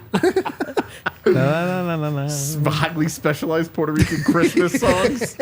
Yes. Okay. Yes. All right, let's go to the next one. Can you please talk about the Avs cap outlook for the next 2 off seasons? Sure. Not good. They have under $3 million and 7 expiring deals that they need to figure out for next season as of right now. And that's tough. That's with an $87.5 million cap. Obviously, the Landeskog equation is an enormous factor there. Yeah. If Landeskog's not healthy and they have the $7 million to continue to spend, Pretty easy. the math is much easier. You just go out and continue to add around the fringes there. Girard, Tatar, one of those guys is replaced by Kovalenko. Maybe a Barons or a Sam Malinsky replaces a Jack Johnson. Whatever it might be. But the other factor, 2 years from now, you have a new Mikko Rantanen contract that you need to sign. Yep. I used to be of the opinion that maybe you could let him walk. Not Depending, anymore. and No. I am at this point, I under no circumstances. Yeah. You offer him an 8-year deal, you offer him Nathan McKinnon's money, and you dare him to say no. Yep. I just think He's too good. He's gotten to such a place. These 3 guys that you have, this modern holy trinity, the response to Sakic, Forsberg, part 2 here. 2.0, I guess. The golden era 2.0 for the Avalanche. Yep. You keep them together as long as you can. You don't let these guys go anywhere. So that's going to chew into some cap. They have hard decisions that they have to make, which would be another reason why you're talking about trading Manson, maybe, because the $4 million is... An immediate impact for this upcoming offseason. And Byram might get you the most, but you're probably not taking very much money back in return. And it's kind of building off that conversation, although we did not talk about Landeskog. Because if you don't have Landeskog, you probably keep all of those guys for another year and keep kicking the can down the road until you have finality with Landeskog's health. Yep. Because that's the X factor in all of this is you don't know what's going on with 7 million of those dollars. Yeah, fair enough. Drastically changes your approach depending on the availability of Landeskog. Do we have any more? Is that it? Okay. Yeah. How do you assess the new guys so far? A lot of people were asking about the new guys in general, their fit and otherwise. I mean, I'll go. You know what? They've been fine. I'll go. Been fine. I've said it before. I've been traded before. Some guys take time. Some guys adapt right away. Family, no family, kids. What? I mean, away from the rink. If your life is stable, then usually at the rink it is. It goes hand in hand. And so the new guys have been, depending on whatever their family at home is. What I'm saying is they've looked comfortable. Mm-hmm. They've looked comfortable. This is a comfortable city. This is a comfortable organization. C-Mac, Joe, ownership, players, they knew what they were getting themselves into. And expectation-wise, and I think they've been more than fine. Of course, you'd like to get more, like we said, more production out of Drouin, more production out of Tatar. I think Russ and Miles are hitting their stride. We'll see as a big game tomorrow. Then if they get a big game, now all of a sudden they're really moving. So I think overall it's been what they've expected, and that's why they're going to win tomorrow and be 8-2. So those acquisitions have a lot to do with it. It's a lot deeper lineup. It's a better lineup than last year. And I think that those guys have a lot of room to improve, and they will improve, but so far so good. I would also just add that Colton and Wood were brought in to beat Vegas. Exactly. They were brought in for that style of series. Exactly. Specifically. And Johansson's pacing problems with the Avalanche aren't as pronounced against Vegas. Yeah. Although that is a team that is increasingly reliant on transition opportunities and special teams. Yep. So, but yeah, I would say Colton has probably been my favorite of the new guys. And he hasn't even found it yet. That's where I'm at with it. I think the front office knocked it out of the park, because even looking down the depth chart, Freddie Olofsson, Riley Tufte being options that are there. I think Bednar probably really liked the way Tufte looked on that second line with Johansson and Nichushkin. I think he liked the look of that line, and it was something different from what we've seen previously. And I think Bednar probably really likes that. But on the whole, I still think we talked about it before the show in terms of ceiling. Like, I think the Avs ceiling is still so high from this point. Yep. And it is going to be when players like Colton and Wood really get comfortable. Tatar really gets comfortable. And Johansson, I think, is still finding his stride there. And I think there's a comfort for what he is. I think he has been exactly what we expected Johansson to be, and better in ways, and better in the ways that count. So I just think they're still finding their stride as a whole, and I have liked each of them, and I think that they can bring about good things, including Jonathan Drouin. I don't know what his fit is specifically, but I still think there is a fit for him in the lineup. It's good options. Yep. I would also just a small special shout out. Frederick Olofsson has really tied the fourth line together. True. And that fourth line has been among the very, very best in the league, and something that I plan on writing about over the next week. Love it. It's really good. That fourth line has been really good, and I wanted to wait for the Vegas game in particular, because that's a team that lives off of the energy that their fourth line brings to them on a nightly basis. For years. And the comfort that they have putting that line out even against top lines and being able to hold their own and give them matchup opportunities elsewhere on the ice is something that Bruce Cassidy does a really good job of hunting out. And if Colorado's fourth line can reach that level of trust as that trio specifically with Jared Bednar, that is a major weapon in the arsenal of the Avalanche that they have not had. I agree with everything you said. Drives me a little crazy. Olofsson's been pretty bad at face-offs this Can't year. win They the keep face-off. giving him his own face-offs. And so is Ross Colton. You're not wrong, that aspect but- of it has not worked for those two guys yet, and you're just like, you don't have another option, so you're just like, you're either just going to keep losing them in mass, or they're going to get better eventually. Those are your only options with those guys. That's the one area where you look at Ryan Johansson and you say, He's been doing love that it. well, yeah. Have no issues. He's done that job. Yep. More questions. How do you think the Avs match up versus Vegas and Edmonton this year? Right now, I think they match up great against Edmonton. Edmonton's but who got doesn't? internal problems right now. Yeah. Those goaltending questions ended up a little bit bigger than I would say most people were even expecting. Yep. I mean, it is what it is. You're going to find out how they match up against Vegas tomorrow. Yeah. So. I have always felt like the Avs, the way that Bednar has the Avs play, goes well against Cassidy. And it's the same reason why I think that Pete DeBoer has been kryptonite for Jared Bednar, is that the way that Pete DeBoer teams play it creates problems for Bednar teams. But the way that Cassidy teams play don't. The Avs are happy to play that because Vegas is, just mentioned it, increasingly reliant on transition opportunities. You know who else is pretty good in transition? The Avalanche. Yep. Teams Specifically try to do everything they can to take away speed from the Avalanche. If Vegas wants to play that way, the Avs will. And you just, at that point, you're just trusting that the guys that you found to go play this way are better than what Vegas has to offer. Top to bottom. For me, it is inarguable that Colorado's best players are better than Vegas's, but Vegas has really good players at the top of their lineup, but also that kind of depth that gave the Avalanche problems against Seattle last year. Their depth is better. Their better players are better than what the Kraken had. Their defense is better, and both of their goaltenders have played very well to start the season. Everything has worked for Vegas. So does anybody match up well against them right now? No, not really. But I feel like the Avalanche, I feel great about the game tomorrow. I think we're going to see a really good hockey game, but I also think you're going to get a glimpse of the Western Conference Finals, and you're going to get a glimpse of, I think this is a pretty good Avalanche team that hasn't found its stride yet, and it's just behind a Vegas team that is firing on all cylinders. I think their depth has figured things out a lot sooner than the Avs depth has, and that's why I think it's something to come. But Vegas's goaltending is something that is very intriguing and interesting to me, because I have a lot of faith in Georgiev, but I still have question marks about number 2 for Avs.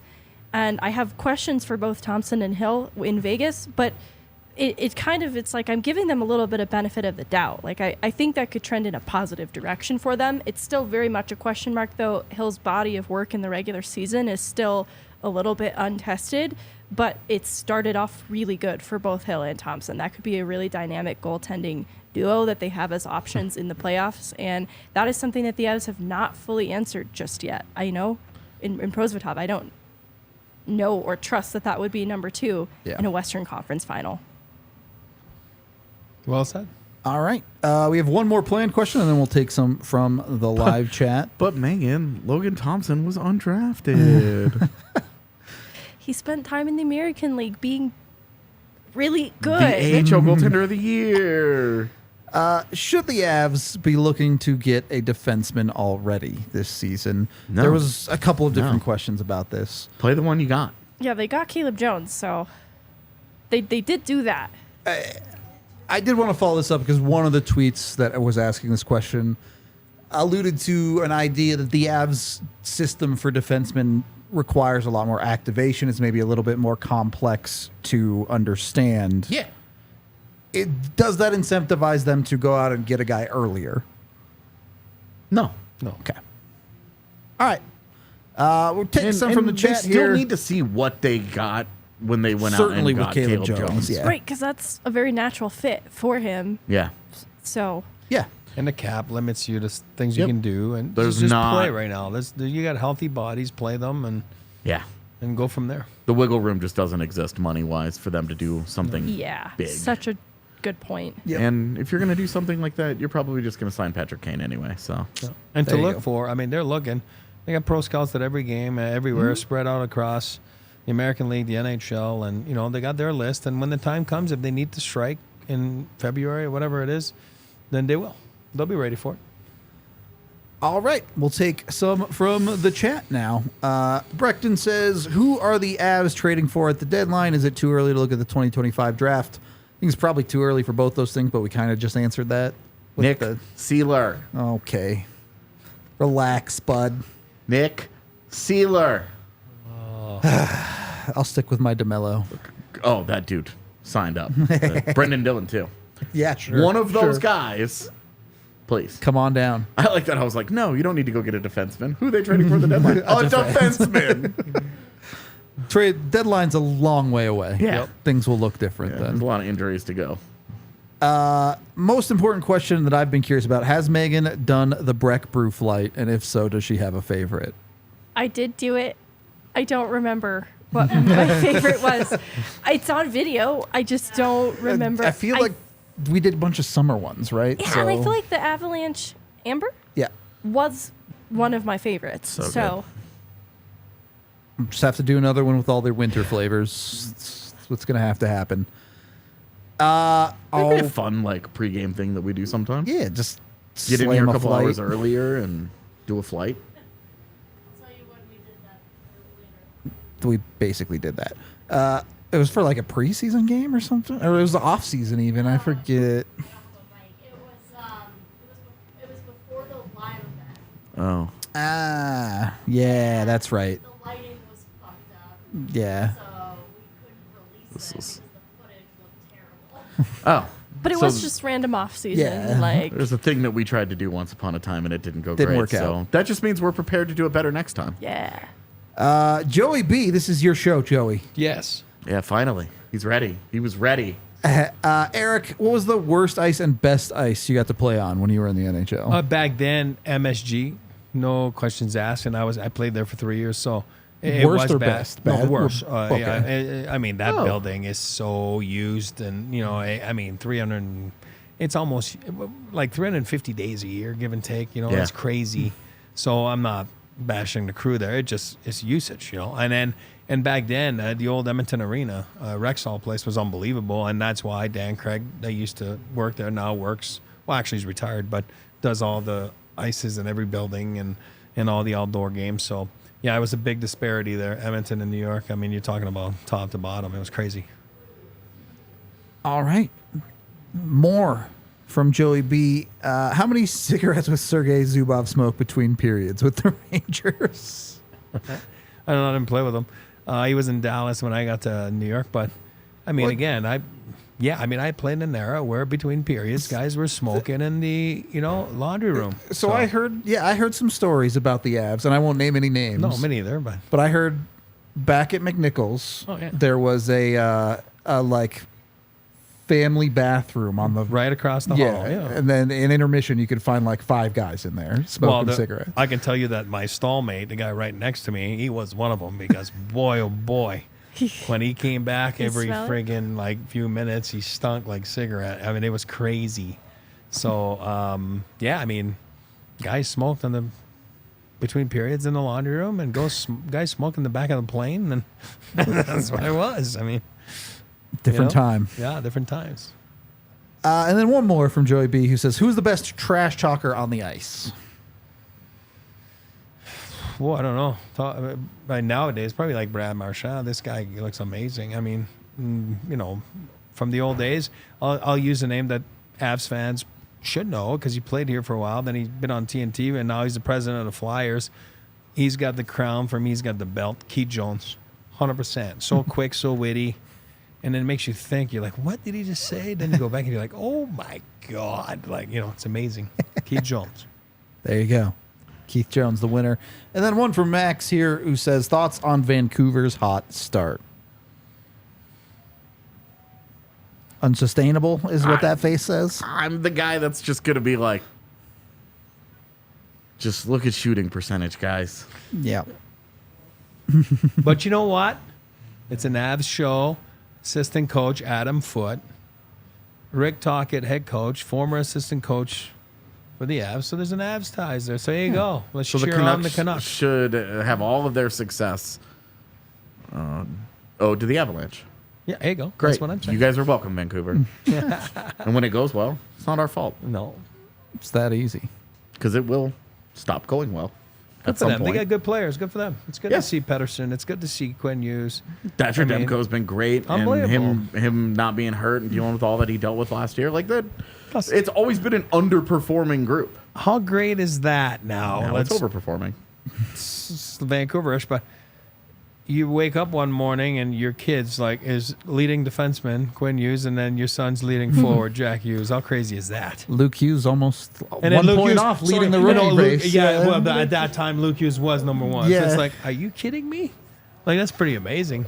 That Must is be pretty cool. Yeah. Must be nice. Anything else we want to touch on? Yeah, there was a question in the chat about us not predicting Avs salary cap stuff in the future. Man, the majority of their guys are signed, and the impact guys. The cap is expected to go up a certain number each season, as we have seen over the last decade. Yeah, those numbers are just wild stabs in the dark. Sometimes they're accurate, sometimes they're not. Sometimes the world shuts down because of a pandemic. These things, and trying to spend a significant amount of time getting into that stuff is just a fool's errand. Well, and the reality of the next handful of years is the Avs have no flexibility to play with besides the unknown amounts that come through. Right, and a year ago, nobody was talking about Ryan Johansson being in Denver for $4 million for free in trade. Every year, there's a solution that nobody sees coming. Every year, there's a guy that gets into free agency that nobody thinks is going to make it till September without a contract. Evan Rodriguez had a career year and then sat all summer. Tomas Tatar has 7 20-goal seasons in his career and sat all summer. Jonathan Durant signed on day one. You never know how this stuff plays out. We're not part of the conversations with CMAC and the agents, and Byram wants to come in at $6 million. Sure, whatever. He wants to come in at 12 million. It's a different conversation. Yep. Yeah. I mean, it's but we don't know what he's saying, and Yep. you can't speculate either. Yeah, and nobody saw Miles Wood getting a 6-year deal. Yep.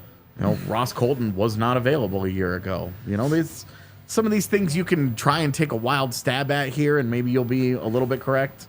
I came close with saying that the Avs needed to go after Anthony Cirelli. Yep. Had the right team and the wrong player. Just missed. Yeah, and now I'm actually pretty thankful it worked out the way that that it did. Cirelli money was hard to compete with. Yeah. It's also one of those things right now where you deal with that when it comes in the offseason, right? And when you are a cup contending team, you are worried about this season. Yeah, You're worried about exactly. this season, and then a lot of those problems. Yeah, they don't have a 2C signed in 2 years. That's 2 years from now's Yeah. problem. Yeah. You are not living. It's not such a vital thing that you have every single guy locked up long term. The Avs already have more guys signed long term than most teams do. Certainly, the competitive teams, they have a lot of money committed, and then the guys that have some expiring deals, they're going to keep. Yep. Mikko and Cale Makar are two guys that you can look at and say, sure, those contracts expire in a couple of years, but they're not going anywhere. No. The Avs will move heaven and earth to keep them. Yep. And, who ends up being heaven and who ends up being earth that get moved in order to make the money for them, we don't know yet. So that's why we don't spend a ton of that time. And every trade deadline, it gets changed. The teams that are competitive, 1 year ago today, nobody was talking about the St. Louis Blues being sellers at the deadline. Yep. And they just sold off as much as they could, as aggressively as they could, because they fell apart. There's only The 10 games landscape in. changes so quickly that it's really hard to get too into the weeds about 2 years from now salary cap stuff. Yep. Like they have like $25 million or something in salary cap space in 2 years. But you also know that it's not. They also have 12 roster spots. To fill. Exactly. They have half of a roster to build, including a superstar in Mikko Rantanen that has to get paid. Yep. And it's like, well, where's that money going to go? Georgiev. It's going to go there. Yep. Georgiev. Yep. Yeah, Georgiev in 2 years. It's a team that continues to do this. We're going to trade for a backup. We're going to give him a 3-year deal. We're going to roll out. We're going to go those 3 years. And then we're going to find the next one. You want to know what the Avs are going to do in net in 2 years? Watch every quality backup over the next couple of years. Watch all the teams that have entrenched starters and see what happens. Look at that guy. Find one of those guys, and you'll find their next goalie. Okay, we good? All right. In that case, make sure you go and get yourself some Breckenridge Brewery beer, the official beer of DNVR. You can get yours on tap anywhere. Not on tap, but at the liquor store. You can get them on tap here at the bar. On Awesome tap. if you walked into the liquor store and they were on tap. That'd be a bar, not a liquor store at that point, wouldn't it? Yes. But you can find it anywhere in the U.S. Use the Breck Beer Locator online with breckbrew.com. And then also check out Bacchus and Schenker. If you have been in a car accident, it's not your fault, or any other situation, even if it's at work or you were downtown or whatever happened, and you were injured, Bacchus and Schenker has your back. Call the 2 number, 222-2222, or go to coloradolaw.net to get a free consultation. And if they think you have a case, you pay them nothing up front. They don't get paid until you get paid, which they'll get you paid. They've won over $1 billion for their clients. In over 25 years, they've been doing this here in Colorado. So call that 2 number today. Get a hold of Bacchus and Schenker, because Bacchus and Schenker wins. That is all we have for the day. It was a fun one. It was a fun Friday show. I enjoyed it. A nice long one. I always love mailbag shows. 'Cause Yeah. You can go longer. You can get into all kinds of things. You get to talk about what the people want to hear about. It's You not gotta talk just about us. carambas. What's it called? Parandas. Parandas. Not I'm even sorry. close. Not even close. I can't speak 7 languages, man. Can you? I'm at 6. I guess you stopped. can speak 2. I'm at 6. 6 languages. Jeez. kidding. What other ones can I you believed speak? it. I'm kidding. Famously, he question. speaks Czech. Yeah, I do. Yeah. Famously. Yep. I can speak 1 and then like 2% of like 3 other languages. Does that count? Paranda. We are out of here. We appreciate y'all. Game day tomorrow. We got pregame and postgame planned for you. And then next week, we got some cool stuff coming. No watch along again tomorrow because all the It's Colorado sports are maximum happening at the chaos same time. Yeah. You have Nuggets, Buffs, and Avs. I don't know about Rams. Yeah, I'm But not sure. I'm just assuming they also play. But those three teams for sure Yep. are all at the The same, watch all in alongs the same window. should be back for Monday, I think. Man, I'm not even going to assume I at this think, point with the way the Nuggets schedule But is. who knows? We'll see. Either way, we appreciate you, and we'll talk to you on the next one. We all silly like the mayor.